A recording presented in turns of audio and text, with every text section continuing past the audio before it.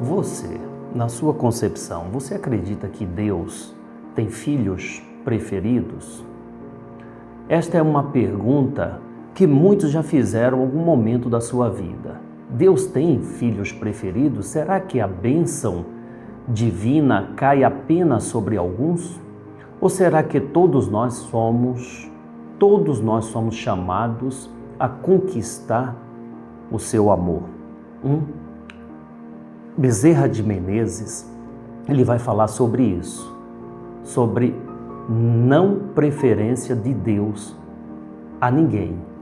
Fica aqui conosco. Madrugada com Deus, aproximando a espiritualidade de você. Bom dia, boa tarde, boa noite, boa madrugada. Aqui nós estamos neste sábado, um sábado especial.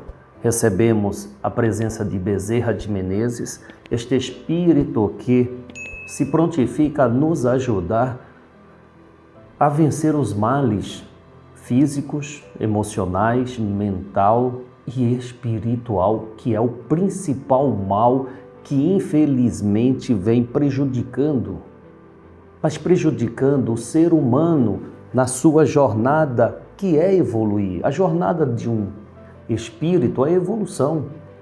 A nossa vinda ao plano carnal é uma oportunidade de agregar conhecimento com um único propósito: evoluir, crescer, prosperar. E olha, não falamos de prosperidade voltado a bens materiais, visando bens materiais, mas a prosperidade de um espírito é ele ter capacidade de realizar tudo quanto ele deseja viver. Por isso, não há privilégio por parte de Deus. Deus dá a todos igualmente a possibilidade de alcançar aquilo que quer pelo mérito próprio. Todos nós somos banhados pelo sol que nasce diariamente, todos nós somos alimentados pelo oxigênio, água, alimento. Poxa, mas por que alguns têm mais do que os outros? Porque existem alguns que dedicam-se mais do que os outros. Tudo é possível àquele que crê.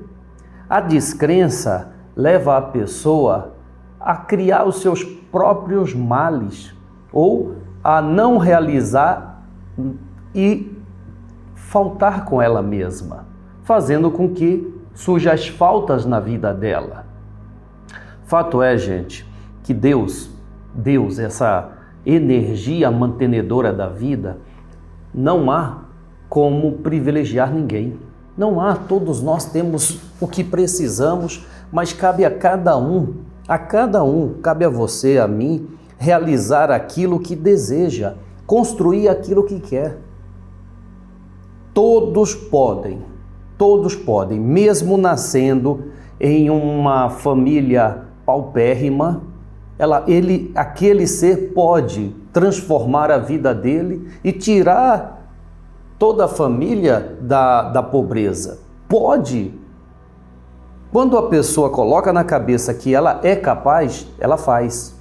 Mas quando ela se coloca como vítima, vixe, como é ruim, hein? Como é prejudicial à vida do ser humano quando este ser se coloca como vítima. Com esse sentimento de vítima, ele deixa de mostrar o potencial que ele tem. Mas quando ele realmente busca em Deus reconhecer as forças que ele tem, reconhecer Deus nele, aí ele começa a fazer tudo que é preciso ser feito para ter aquilo que ele quer. Nós precisamos encontrar Deus em nós. Nós precisamos trabalhar para descobrir que Deus está em nós. Não está no céu, não está dentro de uma igreja, não está dentro de um templo. Ele está dentro do templo vivo, que são as suas criaturas, que é você, meu irmão. Então, quando eu encontro Deus em mim, não há limite para mim. Não há limite, mas não há mesmo. Olha, isso é hipocrisia.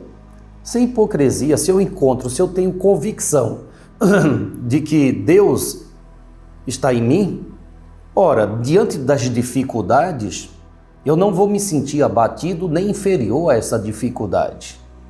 Eu sei que é possível vencê-la.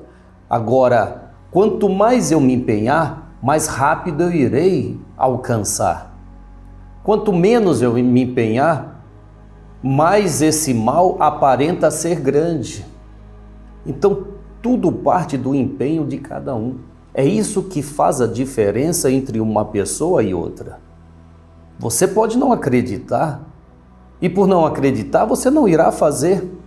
Mas eu acredito, então dentro da minha crença, eu vou realizar aquilo que eu acredito ser bom para mim.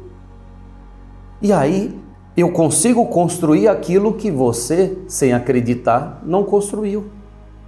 Este é o diferencial. Então, não parte de Deus ter privilegiado. Cada um alcança conforme os seus méritos. Vamos ouvir Bezerra de Menezes? Vamos? E na sequência faremos a nossa oração.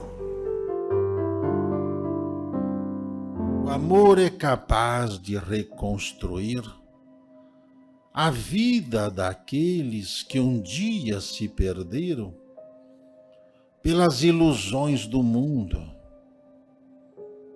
pois benditos são aqueles que escolheram a porta estreita do caminho estreito e caminharam junto com Jesus rumo à sua redenção. Diante disso, diante do que pede a humanidade, cabe apenas a sinceridade de cada um para alcançardes os benefícios supliciados na prece, no clamor da dor em que vive, e o alívio vem pela vontade amorosa do Pai Celestial. Mudemos as nossas concepções. Não há seres privilegiados, há seres esforçados, há seres que humildemente encaram seus erros e, diante da labuta diária, lapidam dia após dia e vão se livrando desses espinheiros do mal de cada vida terrestre. Jesus é o bom pastor, e o pastor busca as ovelhas que se perdem pelo caminho, pois o mesmo sabe que as redimidas, conscientes do que são, seguirão seus caminhos em paz e não se sentirão menosprezados pela dedicação do bom pastor às ovelhas que se perderam pelas ilusões do mundo. Não há seres privilegiados, há seres esforçados. Tá aí, essa frase de Bezerra de Menezes é para a reflexão de cada um. Não há seres privilegiados, há seres que se esforçam. Então cabe a decisão nossa, cabe a cada um decidir. Eu posso reclamar do mundo, eu posso reclamar da vida, mas eu também posso deixar de reclamar e começar a construir, começar a fazer. A reclamação cria, sim, ali uma justificativa para não fazer. Ah, meu chefe não me dá valor. Tá bom, o meu chefe não me dá valor, mas eu também posso, em vez de me chatear pela falta de valorização do meu chefe, me valorizar mais. é uma opção minha. Eu posso me chatear ou eu posso sim me valorizar cada vez mais.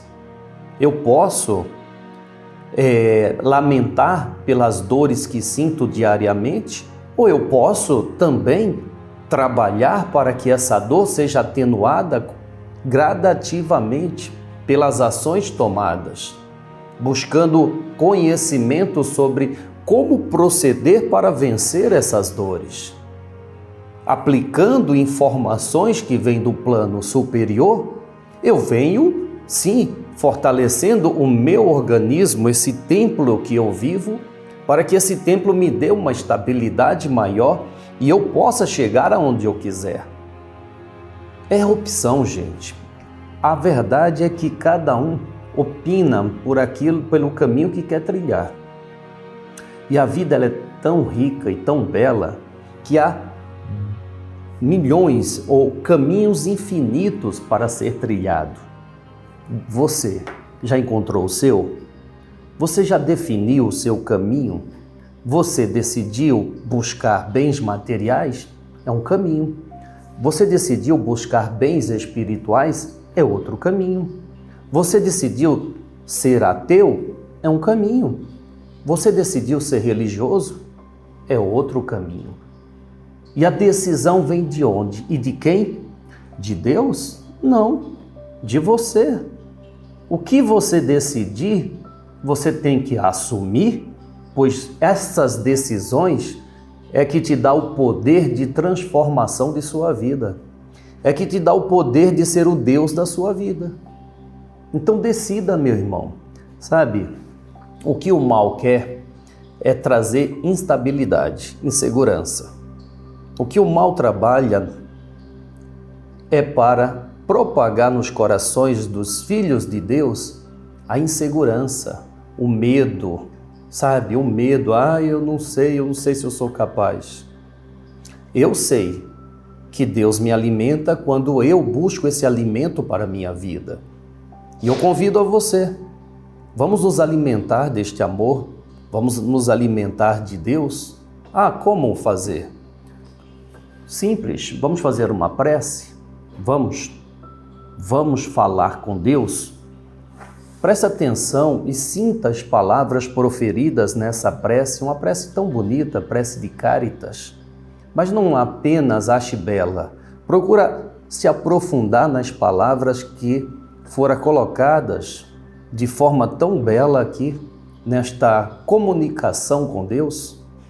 Eu dedico essa prece a você e peço que você dedique essa oração a quem você ama.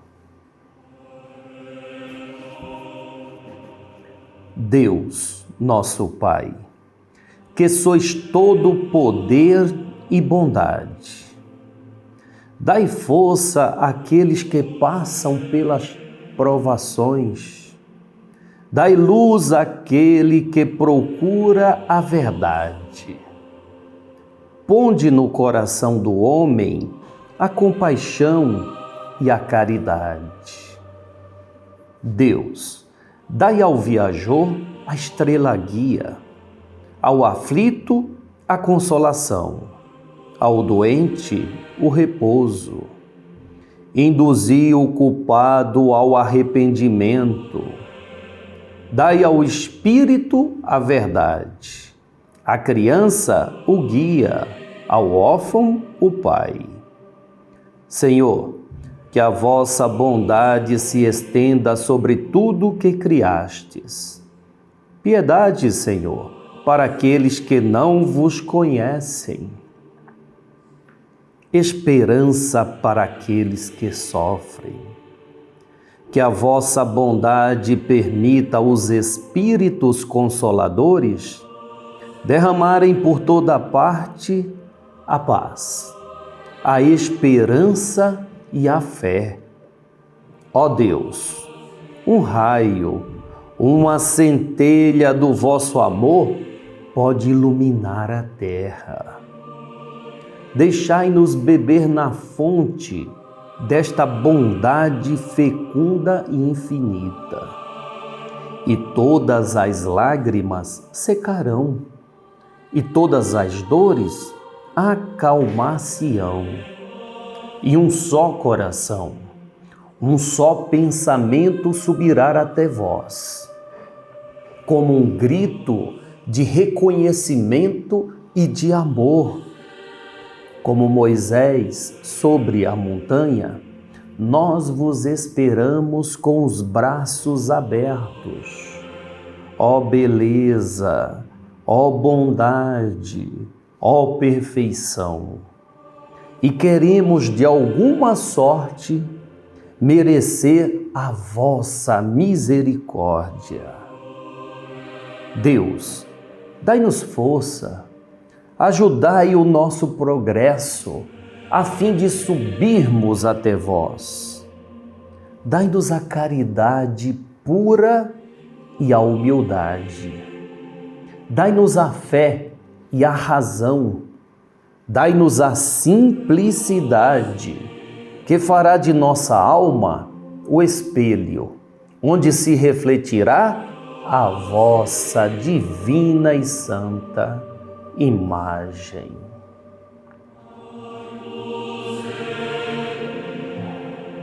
Que assim seja. Amém, amém, amém. Refletir em nós a imagem de Deus, quer dizer, a imagem de uma pessoa solidária, uma pessoa compreensiva, uma pessoa amável. Você é amável? Você se considera amável, sim ou não? Muitas vezes nós somos secos ou secas, não é? Pessoas secas, pessoas amargas, e deixando de ser aquilo que naturalmente devemos ser, amável uns com os outros, pois somos fragmentos de Deus. Considere assim, se considere assim, porque assim você é um fragmento de Deus. Aí eu te pergunto, será que você pode refletir Deus para as pessoas? Pode ser o reflexo de Deus? Sabe, na prece do amanhecer, a gente pede para revelar Deus a todos. Lembra? Quem nos acompanha aí? A gente faz a prece do amanhecer e no término da prece a gente pede, né? Que possamos revelar Deus a todos. Essa prece, a mesma coisa, diz que possamos refletir em nós o espelho de Deus, espelho do amor, sem hipocrisia, tá? Sem hipocrisia. Gente, quanto mais aplicarmos o amor em tudo, mais a nossa vida torna-se melhor.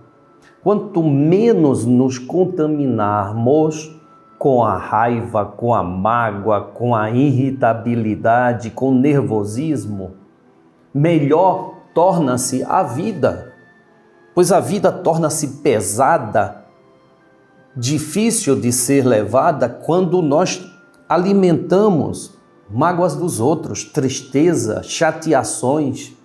Ai, ninguém me valoriza, ai, por causa disso, por causa daquilo. Quer ver? Presta atenção, pega o sábado hoje e diga para si mesmo, hoje eu não vou reclamar de nada. Faz esse teste, não custa nada, vai. Hoje eu não vou reclamar de nada. Toda vez que vir a vontade de reclamar de qualquer coisa, você pode estar coberto de razão, mas não reclama não. Aí você vem aquela vontade de reclamar, você dá uma mordidinha na língua de leve, fala, não vou reclamar. Você vai ver que no término do dia, você vai se sentir muito mais leve. Pode ter certeza, pode ter certeza. Faz esse teste. Não custa nada, é grátis, é de graça, é de grátis. Livro dos Espíritos, questão 911. Vamos estudar? Você sabe que eu leio todos os comentários, tá? Tem muitos comentários maravilhosos. Ontem a gente falava, foi ontem ou foi anteontem? Foi na quinta, né? A gente falava sobre as pessoas com problema de vício, e muitas pediram aqui oração para os seus familiares. Como nós indicamos naquele dia, faz o trabalho de desobsessão para ele, para ela, para essa pessoa. Teve uma irmã que nos pediu aqui amparo e socorro, imediatamente a gente faz a prece e pede. Mas pede mesmo, peça e recebereis de Jesus, não é? Mas vamos lá. A outra disse, olha, Júlia, eu gosto muito de aprender com o Livro dos Espíritos. E eu gosto muito também. Vamos lá, questão 911. Algumas paixões são tão fortes que a pessoa não consegue controlá-las? Você acredita nisso? Muitas vezes a pessoa diz que quer mudar, mas no fundo não quer de verdade. Quando alguém acha que não consegue vencer suas paixões, é porque ainda sente prazer nelas. Quem entende sua natureza espiritual tenta controlá-las. Vencê-las é uma vitória do espírito sobre os desejos do corpo. Poxa, que resposta, né? Não é mesmo? Que resposta, né? Poxa vida, realmente esse livro traz muito benefício, né? Muito benefício para quem quer aprender. Olha, hoje Bezerra de Menezes logo mais estará conosco. Nós vamos, a partir das 8 horas da manhã, transmitir ao vivo, aqui, neste canal, ao vivo. A parte da tarde, nós estaremos no Playtens. Por quê? Porque vamos trazer informações de como você consegue curar os seus males. Vamos trazer informações. Infelizmente, alguns bloqueios de comunicação impostos que não podemos aqui falar. Não podemos. Mas no Playtens, se você quiser, esteja conosco na parte da tarde de hoje, tá bom? É uma forma de compartilhar o conhecimento, uma forma de ajudar a você e uma forma que você tem de ajudar esta casa também. Então, se você quiser, tá aí, Playtens, play.tens, tá bom? Vamos ouvir, então, depoimentos de pessoas que se beneficiaram do trabalho que essa casa realiza. Quando a gente vem aqui no Dr. Bezerra, eu acho que a gente tem o lenitivo da vida. Eu vim há 2 anos atrás e na hora que eu botei o pé para entrar, me deu uma dor imensa aqui. Era uma dor terrível. Eu falei, mas não é infarto. Aí eu peguei e falei assim, Dr. Bezerra, eu sei que o senhor não está incorporado, mas o senhor pode me dar 1 minutinho do seu tempo antes de incorporar? Vem me socorrer. Aí eu comecei a sentir um alívio, sabe? Uma leveza. Aí foi diminuindo, assim, aquela paz. Quando eu abaixei a cabeça, aqui assim, estavam umas rodas coloridas. Azul, vermelho, amarelo, branco. A coisa mais linda do mundo. E foi fazendo que nem um túnel entrando para dentro. Então eu creio que ele me operou naquela hora. Aí eu fui me refazendo, sabe? Saí daqui, parecia que eu tinha quase morrido com aquela dor terrível. Eu sofri um acidente na pandemia, muito feio, caí em cima de uma gaveta, fiz um rasgo muito grande. No hospital nem colocaram a mão em mim, nem queriam colocar a mão em mim, porque eu sangrava bastante. Então, isso foi mais do que uma graça. E eu fui rezando para o hospital e voltei rezando. O fato dele pedir para a gente levantar as mãos, o que a gente recebe aquele momento, eu trocaria qualquer coisa por só aquele momento. Aquele momento é o principal. É o que me faz... É o gás que me dá, sabe, para viver. Então, toda vez que alguém me fala de doença, eu falo, eu não tenho nenhuma. Eu vim, foi agradecer hoje. O médico falou que eu estava cegando, que não ia passar óculos para mim. Aí eu corri para cá. Mas antes, eu já tinha comunicação com eles, em casa. Eu já vinha fazendo os compostos, vinha meditando, orando, tudo, com eles lá em João Pessoa. Então eu fui trazida para cá. E hoje eu vim para agradecer. Há 3 anos atrás que eu estava com esse problema e eu estou praticamente curada. Tá entendendo? Então eu fui fazer o meu exame para renovar minha CNH e constatou que, quer dizer, eu passei no exame. Isso é um bom sinal. Se eu tivesse palavras, eu não tenho palavras. É uma coisa que não é o corpo que sente, é a alma. Pessoal, vocês que estão escutando essa minha declaração, confie, porque eu já recebi muitas bênçãos dos Espíritos de Luz. E estou aqui para agradecer ao Dr. Bezerra de Menezes, que me ajudou e vai ajudar vocês também. Tenham fé. Obrigado, Marli, Maria do Socorro, Irene Martins. Obrigado por compartilhar conosco este conhecimento. Muitíssimo obrigado, muitíssimo mesmo. Faça o mesmo, compartilhe aqui, vai. Compartilhe aqui o seu conhecimento, as suas experiências, a sua melhora. Compartilhe conosco. Paulo de Moraes, agora é contigo. Meus amigos, vocês sabem que o apóstolo Paulo tem uma página no capítulo 11 da sua epístola aos Hebreus, que é um verdadeiro compêndio sobre a fé. Exatamente. E por isso mesmo, Jesus foi buscá-lo na estrada de Damasco. Porque aquele homem, apesar de perseguidor dos cristãos, tinha uma fé inabalável. E ele procurou retratar esse conhecimento neste capítulo 11 da Epístola aos Hebreus. E se não fosse Saulo de Tarso, seria difícil, muito difícil mesmo, consolidar o cristianismo, porque era preciso trazer um gênio,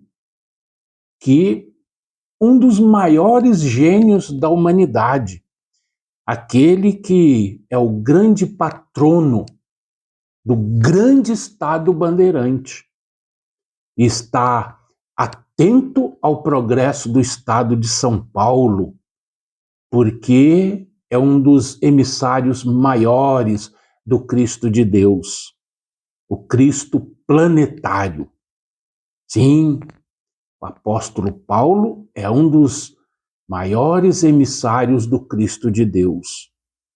E, portanto, ele está sempre conosco pela libertação do Brasil nessa tarefa de proclamar a mensagem do Evangelho do Cristo de Deus. É ele que segue adiante, abrindo caminhos nessa jornada. Antes da missão, Deus deixa o discípulo errar para ninguém se sentir infalível. Assim, Paulo errou, Moisés errou, Rustam errou, Kardec errou, porque infalível é só um, só Jesus, só o Cristo de Deus. Deste não há que se falar em erro. E acerca do comportamento do apóstolo dos gentios, o Novo Testamento da Bíblia Sagrada, nos Atos dos Apóstolos, conta que, antes de se converter ao cristianismo, Paulo, que era então conhecido como Saulo, em nome da lei judaica, combateu violentamente os seguidores do caminho, como era conhecido o cristianismo nascente. Pode-se dizer até que Paulo era o inimigo figadal de Jesus, perseguindo violentamente os seus seguidores. Assim, o livro Atos dos Apóstolos nos conta no capítulo 8, versículo 3. Saulo assolava a igreja, entrando pelas casas e arrastando homens e mulheres, os encerrava na prisão. Quer dizer, jogava eles lá na prisão e dali só saíam, muitos deles só saíram dali para a morte, para o apedrejamento. E ainda no capítulo 9, versículos 1 a 5, continua aqui o narrador de Atos dos Apóstolos, tá? E respirando ainda ameaças e mortes contra os discípulos do Senhor Jesus, Saulo dirigiu-se ao sumo sacerdote e pediu cartas para as sinagogas de Damasco, a fim de que, se encontrasse alguns daquela seita, o cristianismo nascente, quer homens, quer mulheres, os conduzisse presos a Jerusalém. E indo a caminho, aconteceu que, chegado perto de Damasco, subitamente o cercou um resplendor de luz do céu. E caindo em terra, ouviu uma voz que lhe dizia: Saulo, Saulo, por que me persegues? E ele perguntou: Quem és, Senhor? Ao que o Senhor lhe respondeu: Eu sou Jesus, a quem tu persegues. Duro é recalcitrares contra o aguilhão. Quer dizer, lutar contra o seu destino, porque estava no destino daquele homem ser o apóstolo dos gentios. E ele, por ignorância, estava lutando contra esse destino. Ele não queria aceitar o cristianismo nascente, né? Estava lutando contra, perseguindo aqueles que se apresentavam como seguidores de Jesus. E quanto ao fato de serem os cristãos primitivos conhecidos como seguidores do caminho, explica-se por essa palavra do Mestre Divino: Eu sou o caminho, a verdade e a vida. Ninguém vem ao Pai senão por mim. Ora, se Jesus se apresenta como o caminho que conduz ao Pai, e só há esse caminho, é óbvio que não há outros. Então, são seguidores do quê? Do caminho.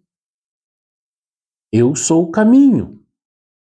Quer dizer, vocês só chegarão ao Pai Celestial quando vocês estiverem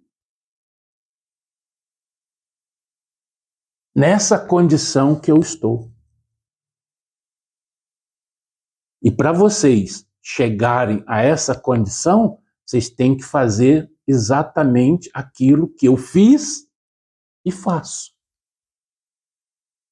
Traduzindo as palavras de Jesus, é isso. Nós só seremos como o Cristo quando fizermos aquilo que ele fez e faz. Por isso que o nosso irmão Bezerra de Menezes, num magistral momento, né, fez aquela pergunta: quanto de Jesus há em ti? Lembram disso? Lembram dessa pergunta? Então, quanto de Jesus? Estamos no caminho, né?